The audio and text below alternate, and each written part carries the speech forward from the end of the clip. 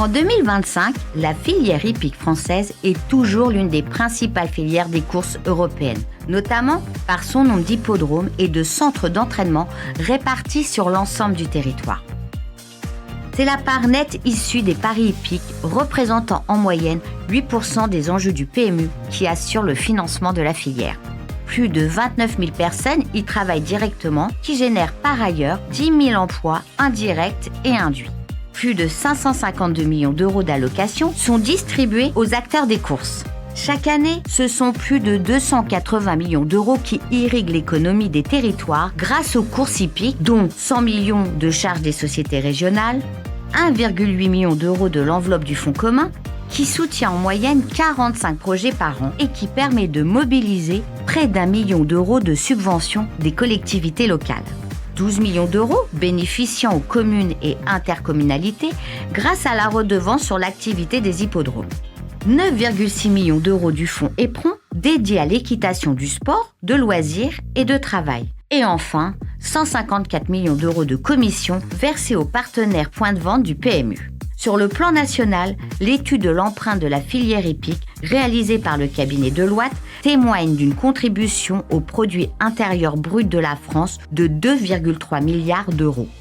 Au-delà des chiffres, notre filière contribue à l'animation et au lien social dans les territoires grâce au maillage des hippodromes dont la fréquentation progresse depuis 3 ans pour atteindre 2,4 millions d'entrées et au maillage des points de vente du PMU ainsi qu'à la présence des académies de l'école des courses hippiques qui forment chaque année plus de 720 élèves. Consciente de l'ensemble des enjeux sociétaux, notre filière a depuis 2 ans considérablement dynamisé sa politique en matière de responsabilité sociale et environnementale.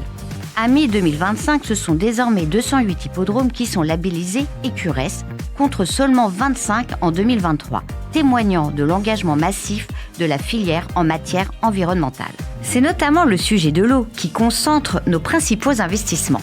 Autre enjeu sociétal majeur, le jeu responsable et la lutte contre la fraude et le blanchiment font désormais partie des engagements des sociétés de course sous le contrôle de l'Autorité nationale des jeux. Enfin, la bientraitance animale, plus que jamais au cœur des préoccupations, a été l'objet de nombreuses évolutions. Cravache, déferrage, encadrement des infiltrations qui continuent à se renforcer. Le contrôle antidopage poursuit son évolution pour plus d'efficacité et de visibilité, avec notamment le nouveau label ECAD décerné par l'APAV pour la première fois en juillet 2025. Parce qu'il est essentiel de porter ces messages auprès du grand public. Les sociétés de course et les acteurs socio-professionnels ont considérablement accentué leur communication sous le hashtag #Race'nCare. Nous avons dans les années qui viennent à faire face à un défi majeur, que les courses hippiques conservent leur place dans la société.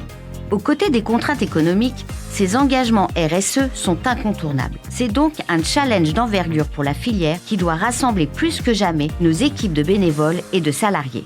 Le chemin très important parcouru ces 2 dernières années montre notre capacité à se transformer et à évoluer. Bravo et merci pour votre engagement.